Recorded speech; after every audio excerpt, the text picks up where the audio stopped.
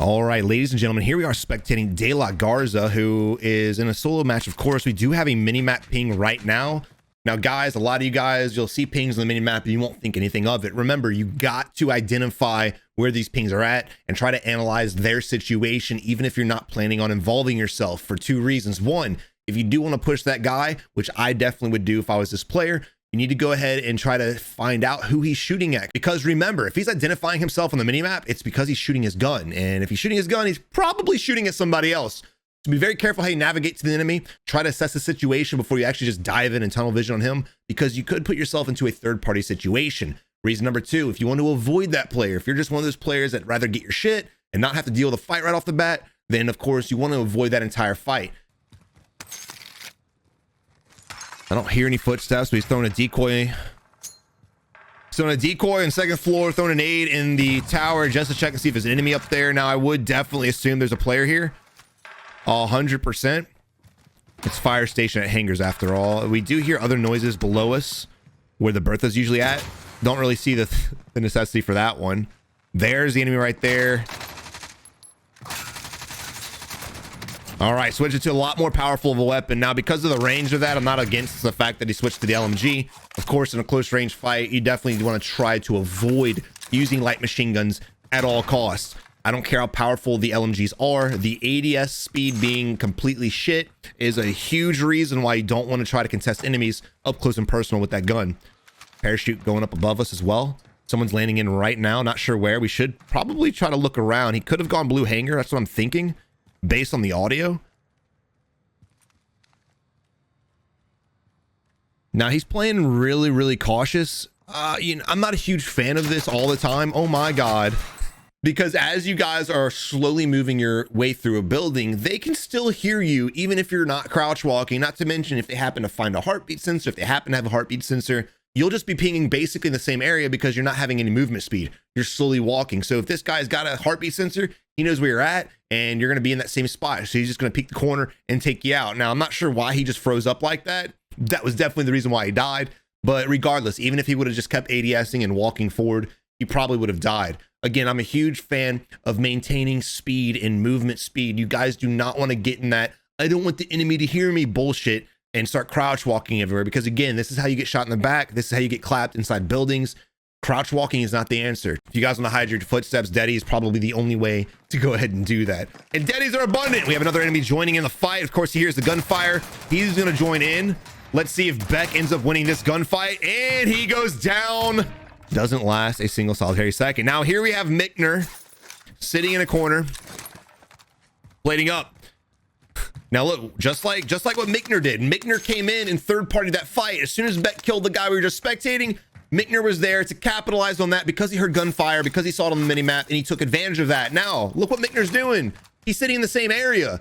This is something you need to avoid doing. Guys, look, I know he wants to plate up, but him going to that corner plating was bad juju, because if there's another player with that mindset that I'm a third party of the enemies, he'll come in there and take you out. I don't have anything for that one. I'm gonna be honest. He got caught out. It is what it is. But again, guys, when you finish your fight, get out of that area. You need to move because the enemies will be anticipating your movement and or they will come hunt you down. And I don't think that's what happened with Suh. I think Suh just happened to be the right place at the right time. But here we are now spectating him in the same situation. You just made a lot of noise. You need to be getting eyes on around you. That way you can see enemies if they're pushing you or not, which they happen to be pushing. We had a Claymore hit or a bouncing Betty hit going in with a beautiful hip fire. I like that. SMGs are great for hip firing, guys, especially if they're built correctly. Now, this is a ground loop PPSH, so the thing that really saved us in that position was already having enemies armor cracked. But look at that, guys. Look at that. Come here. Take a trip with me. Look where we killed the enemy at. Were we not just talking about how Mickner decided he wanted to plate in a corner, right? So another reason. So basically this guy here, this poor SOB, he had his plates broken from a Claymore or bouncing Betty. Not sure which one, but he had his armor cracked. Now, Suh knew exactly where he placed that shit. So he knew exactly the area that the enemy was going to be at. That's why he was able to come in here, look to the right, and blitz the enemy down. If this guy would have not planted in the corner to play it up, if he would have moved around, left the area, changed his position, he might not be dead. He could have had time to run around the building while he's plating up and possibly have a chance to outgun Suh. This is the #1 common mistake that I see most players make. This has nothing to do with KD. I've seen people with 3 KDs do this. I've seen people with 1 KDs do this. I've seen people with 0 KDs do this. Stop freezing up and plating in a corner. This is not the way to do it. And that's exactly what he was doing. So guys, there's really a method to the madness. Simple mistakes you guys are making. If you stop them, your gameplay will skyrocket, I promise. Learn from the mistakes I used to make. I haven't made these mistakes in this game, but I made this mistake in game like PUBG and Blackout and other games like that. You got to learn. You got to learn from the mistakes of other players. All right, throwing the loadout drop inside so it lands on the rooftop. Definitely a fan of that. But again, we've made a lot of noise over here. So any aggressive players that are in the area, they're going to be coming our direction. Same thing with UAVs. We don't have ghosts as of now. So if an enemy has a UAV, they know where we're at, regardless of the fact of us picking up ghosts just now. All right, here we have a player out in the open. This would be a great time to take advantage of this guy. Yeah, he's on the other side. You can tell he's on the other side of the wall. Nice. Just because of the down arrow on the UAV. And again, guys, those of you that are newer to the game, a lot of people are always surprised when I tell you guys about the arrows and the directions of the UAV pings. But yeah, the arrow above means the enemy's above you. The arrow below means the enemy's below you. All right, go pull up the map, marking a buy station, I think. All right, so we've wasted a little bit of time, not really doing much. Again, we had a ping up there. We've been sitting here for about 5 minutes and we, no. Guys, look, whenever you're doing anything, if you're going to ADS on an enemy, make sure you're near some form of cover. Unless you're absolutely caught out in the open and you have got to challenge the enemy then and there, you have to be near cover. You have to. None of this bullshit. Look at the mini map. I'm gonna zoom in on this mini map for you. So basically, we're out in the open. We have nothing. So if anybody around us has a weapon at all and they decide to start shooting at us, we will probably die if there's somewhat a decent shot. Doesn't matter what gun. Time to kill in this game is way too fast to be challenging any enemy out in the open again, unless you have to. We don't even know if there's an enemy over here. We're just kind of focused on a ladder for some unknown reason. And I'll probably cut out the wasted time from the point that I'm gonna be honest, I'm not sure exactly what he's doing. He's ADSing on a, I'm gonna be 100% honest, dude. We might have another waller on our hands. Let me know in the comment section below if you guys think he's hacking. Let me know also if you think he is. Are you surprised? But you know what, man? Maybe again, dude, he might have a better headset than me. He might not be cheating. Look, we're not going to assume anything. Let's just watch his gameplay. Let's see how he plays. And let's just take it. Let's just take what we've seen with a grain of salt, right? Maybe, and just maybe, his IQ's higher than mine. Maybe he observed shit better than me. That's possible. There are a lot of players out here that are better than me. Here comes a guy that's flying in right now. We can tell he's going on a downward slope. So he's probably going to get on the second floor, or maybe the bottom. He won't make the roof of the airport. Got a UAV. That's beautiful. Anticipating his movement, trying to locate him. I'm not 100% sold. He's on the bottom level. He might be. He is. He could have flown to the top floor, which is probably where I would have gone if I came here. Now, as far as the enemy flying back in, I'm not sure why he came here in the first place, unless he had his loadout here, which he might have because of the dead body. But as far as objectives, there's really nothing here, nor is there any players here. Here we are tracking this guy, trying to figure out where he's at. He's on the escalator to our left-hand side, or the staircase. All right, so look, I love the stun plays. I'm very happy to see players out here rocking stuns. But if you see the enemy out in the open, dead to rights, you need to snap on them and just get the shots off. Save your stuns, right? And yeah, I know he has an ammo box, but hold on to it anyway. That couple seconds it takes you to throw your stun out in the open when he's out in the open. If he would have been able to lock onto you, you wouldn't have stood a chance. All right, we're kind of skeptical right now of the tower, which I definitely don't blame him. All right, checking he's checking back and forth. He's checking the direction he's wanting to go, and he's checking the tower that he's scared of. I also would be scanning the right hand side. There's a player jumping out right here, landing possibly on the rooftop, or he landed on the backside. Don't really know the enemy's play on this one. I'm gonna be honest. Yeah, I would definitely think if the enemy jumps off the tower to the right hand side, he's probably going to be going that direction, but he's not for some reason. He's just kind of frozen up. Now, even though we know there's an enemy here, we have to make one of two decisions. We have to decide, do we want to push this enemy and take him out, or do we want to go to the buy station area, loot those buildings, buy some things, and then maybe go push them later on or push somebody else if they happen to be closer, because hopefully we'll get a UAV in the air that can give us a little bit more intel. The reason why I say those are your only two options is because this right here is a bad idea. We are completely vulnerable and exposed 360 degrees. We have zero cover. We do have a ridge, which we could play as kind of a heady if this enemy does peek us and we need to get some shots off. But again, the problem is our entire body's exposed. We're not actually playing this like a heady. We're playing this with our entire body showing. So if this enemy happens to see us, gets the shots off on us, we're going to be dead to rights because, again, we have no cover. So you have to make one of those two options. You have to do it fast. Sitting here, wasting this time is giving the enemy a bunch of time to either A, run away and we can't even see him, B, reposition on us if he happens to see us and then he can shit on us, or C, another guy pull up behind us and he could possibly third party us. So that's why we need to get in and get out of this situation. We are overstaying our welcome. We're also laying prone in the middle of nowhere. I don't know the play. I don't know what he's thinking right now. My voice just cracked. Holy shit. Yeah, we need to go. All right, finally, we're heading out. We're gonna go loot these buildings. A vehicle pulling up to the buy station as well. We have thermite. When we have stuns, we should be able to win this fight. Now, don't stun right here because of the angle. And this is what I'm talking about with angles. We just threw a stun. I'll let it explode. We just threw a stun right here, and the enemy's gonna be inside. Not even worried about it, right? Nowhere near the enemy. I respect the attempt, but I try not to allow the enemy to know I'm coming until I have a great position to get a real stun off or thermite his vehicle. Not a bad idea. Again, you want to try this. You got to show respect for him, at least attempting. He's got a good mindset. It's just executed a little too early, in my opinion. All right, I don't think he's hacking because he didn't. Yeah, he might not be walling. That's why I don't everyone assume. All right, so basically the enemy did in that position again. We threw our stun too early. It allowed the enemy to make another play. As soon as that stun went off and it didn't hit him, he's like, oh shit, someone's pushing me. I need to get out of here. And he repositioned. He repositioned in such a way he was able to shoot us in the back when we should have won that fight from the get-go. I do believe Sub played it relatively decent, but again, that form of execution on his plan was a little flawed and it ended up getting him killed in the long run. Here we are now spectating Galvez rocking a UAV. He's got some more money. Go ahead, throw that UAV up and buy another one, or maybe a self-res. I don't know if he's used his gulag yet.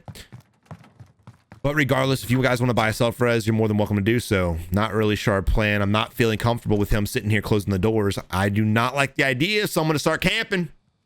He had a good play on Suh. I'd like to see him actually get out there and make more plays like that. He's got the brains for it. He's got the accuracy for it, at least from what we've seen. But this is how players end up, again, ruining their own progression. There's 23 enemies left. It's a big ass circle. We're heart beating nothing. No one's coming right now, bro. It's a big ass circle for 22 enemies. You might have one guy near you, but sitting still, you're just waiting for him to come to you. And the chance of that happening is very, very slim. Again, we have a UAV, bro. If you're ever in this position where you're camping because you're afraid you're going to run out to somebody's, damn it. If you're ever in this position, let me just wait till that goes away. It's not going to go away, is it? If you're ever in the position to where you're just frozen up because you're afraid to move and you have a UAV, use the UAV. What are you holding on to it for?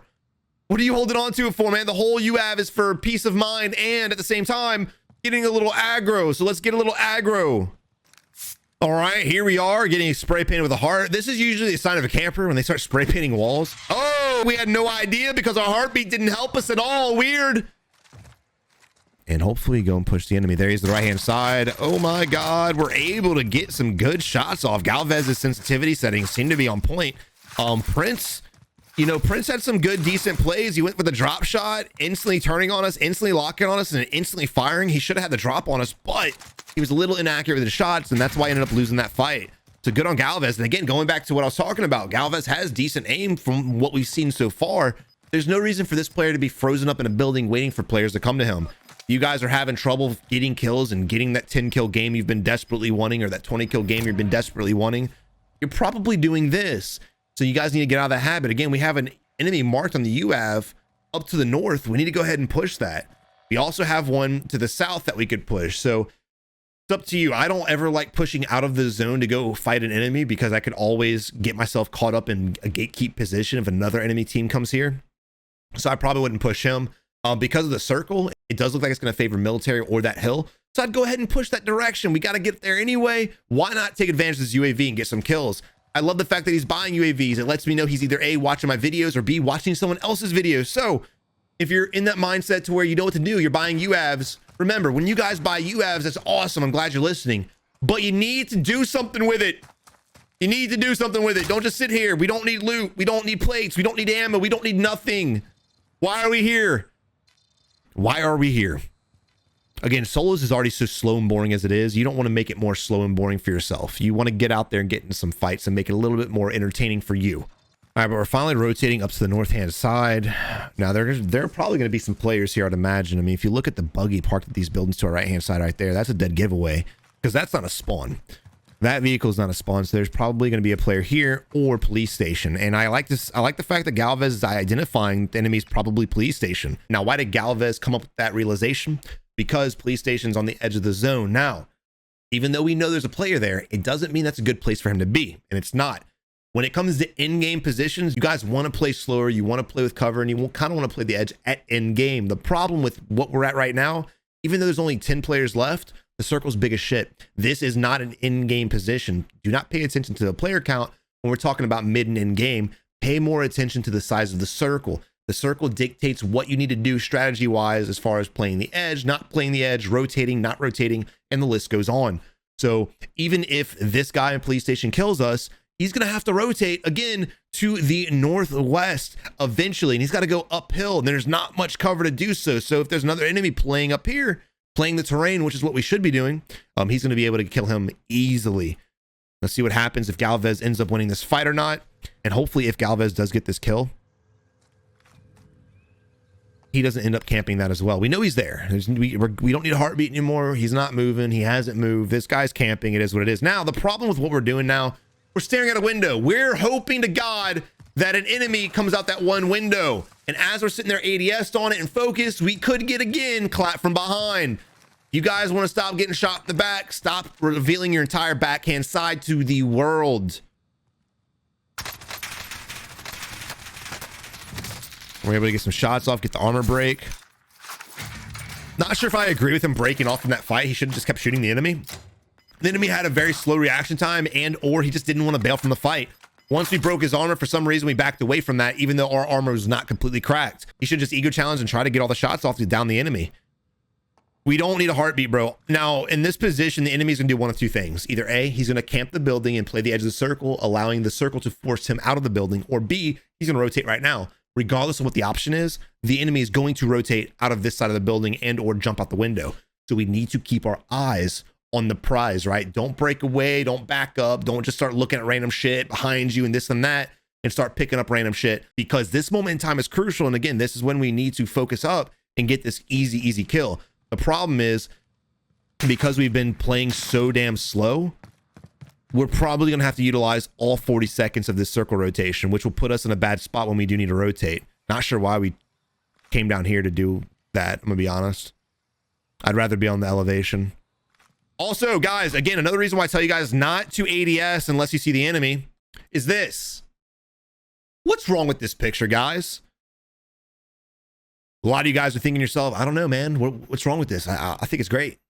The problem is we can only see this window and a little bit of this window. If the enemy decides to peek us right here, we can't see him because of the scope. If the enemy decides to peek in this window or jump out that window, we can't see because of the building. If the enemy decides to walk out the front door, we can't see it because of the scope.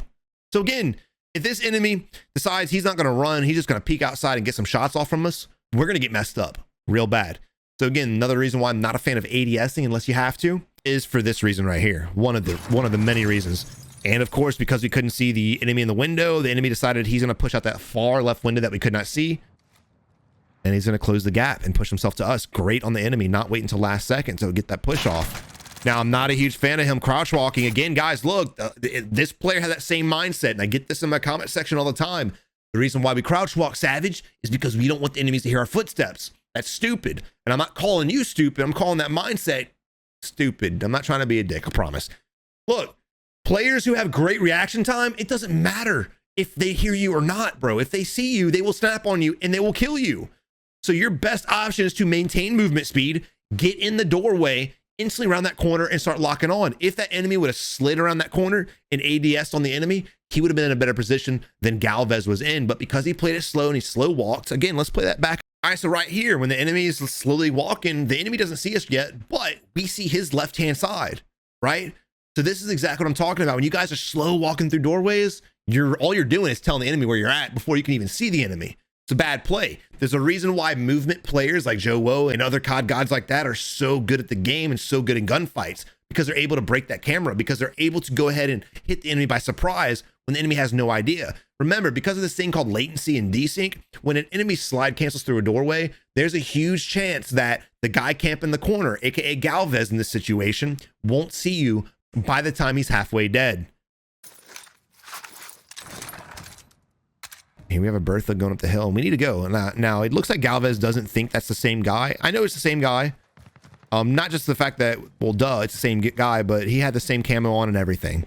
Wearing the ghillie suit, it's the same dude. So let's move out. I got to give it to Galvez. At least he's looking around when he's rotating. A lot of players we spectate just focus up on one area and they just go. They just run straight. They don't look to the left or the right. So I like the fact that Galvez has a little bit of observation going on, that he's a little bit more alert. Now, the problem is we have this building to our left-hand side that you could anticipate a camper being, right? So I like the fact that we're playing the ridge and we're sitting behind the ridge, but you need to be lower on the ridge, right? Remember, try to keep your head the only thing peeking in situations like this, because if the enemy does start shooting at us, it's going to be easy for him to shoot our entire body. Popping out the heartbeat real quick just to see. Now we're in a bad spot. The cover and terrain, we're really just relying on trees in this position. And again, I do expect enemies to be to our 340 for sure, especially that yellow 2-story house. What do I always say about the yellow 2-stories? You can guarantee there's gonna be a camping bitch sitting in that some bitch. So get ready for this. I'd put money that he's about to get in a fight with somebody sitting in this area. Now, how do you push this? Well, you don't want to push up directly this way. You want to go ahead and play these rocks. Now, a lot of you guys might be thinking, well, Savage, if I play the rocks, I might get shot from the right-hand side. You're right. But if you don't play the rocks and you run this direction, you can get shot from the right-hand side still, as of right now, and this enemy that's sitting over here, if there is one over there.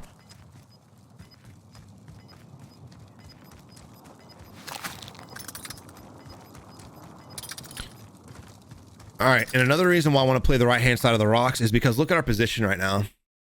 You know, over here, we've got trees. It's not that good of a position. This cover, like I said, we're in a bad spot. So no matter how you play this, you're in a bad spot. But look at our cover right here, complete downslope with 4 trees, versus the cover over here, where we have a section of a dozen trees. We have a ridge of rocks. We have more trees. Now, no matter how you play this, again, you are in a bad spot. You can get shot from military. You can get shot from the left-hand side. You can get shot from somebody sitting right next to you up on this ridge. There is no great position, but you need to play the better position. The better position, of course, will always be the spot that has the most cover, which again would be this side. That's why I wanted to play the right side of the rocks. That way, when the circle did collapse, I could clear that left-hand side and make my way down to the trees and kind of go off of that. We have gunfire going on the right-hand side. He did not see it. Could be a field of view issue, so I'm not going to go in on him for that. Again, dude, it's not your fault Activision hasn't given console players field of view. That's Activision's laziness, and it's their fault, and they should feel fucking shameful for doing it. We need to go. We need to move. We need to keep our body near cover. Again, our left-hand side is exposed to the fire station tower.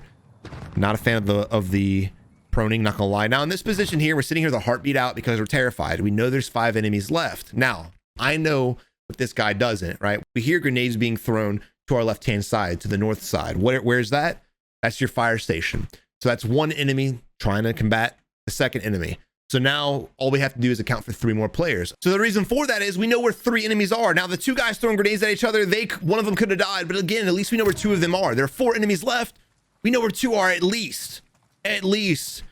We need to use that information to our knowledge. Now, because I know there's a guy right here, I love the fact that he was able to spot that and track him, ADS on him and get the shots off, but there may be another player sitting in this green shack. All right, heart beating. Now, again, we need to watch the right-hand side a little bit more. I don't like that we've come in here. I don't ever want to play inside of a building this far into the game. I want to play on the outside of the building. I want to be able to get on the outside like we are now, and I want to play the cover. That way I can see if any enemies are running across that area right there, that open field. Now, again, we know one person's at Firehouse. I would bet money that there are 2. One's inside and one's probably camping the outside or the bottom floor. Now, we have... No. Oh, my God, you're so ballsy. This is not the play. This is not the play. Now, what you need to do is get eyes on this area. You do not want to allow these enemies to cross out in the open and push you without you actually putting fire on them. But because there are multiple enemies left in this small-ass circle, what you need to do and focus on is clearing this area here as well as this area.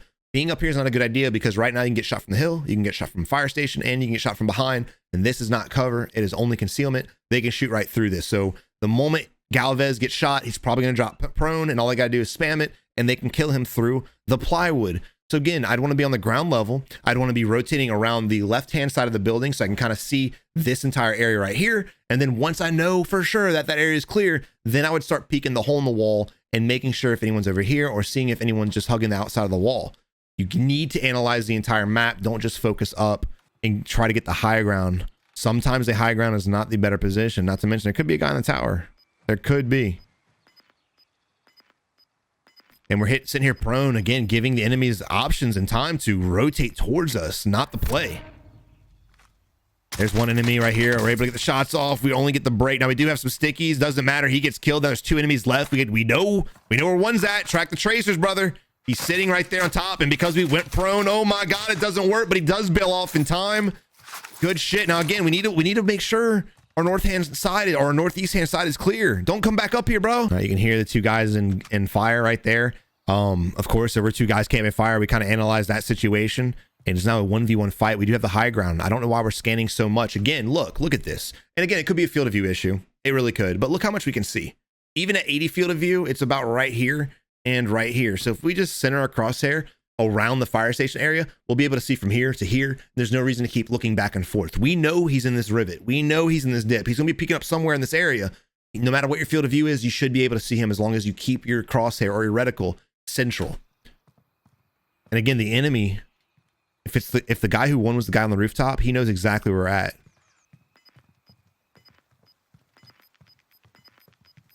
All right, here we are. There's the enemy sitting in the gas, trying his best. This is unfortunate. We have the enemy dead to rights in this position. There's the knock and the execute. And our dude Galvez goes in for the win. GG. Guys, thank y'all for watching the gameplay. Again, the purpose of the series is to throw you guys in random players' positions. Now, like I always say, there's no video out there, no matter what any YouTuber tells you, where if you watch this video, you're going to be able to be a god at Warzone. It's not true at all. There are thousands of different scenarios, which one idea may be a good idea, but in a different position, it might be a bad idea. And again, the reason why I just keep throwing you guys in different players in different parts of the map and different game modes is so you guys can just take in all that knowledge. So if you happen to be in that same position with that same scenario, you know how to work your way through it. The more you guys watch these videos, the more you guys go into Verdansk, you practice in real time, you guys will develop that eye on how to read a map, how to rotate, how to avoid getting third-partied, how to flank an enemy, and the list goes on. Guys, I want y'all to be better at this game because like I always say, there's enough bullshit in this game to deal with. Why not just try to have fun by being a better player and getting more kills? Because at the end of the day, the more kills we get, the more fun we have. But again, I hope you enjoyed the video. If you did, leave a like on it, subscribe today, and until next time, you have a good one, and good luck in Warzone.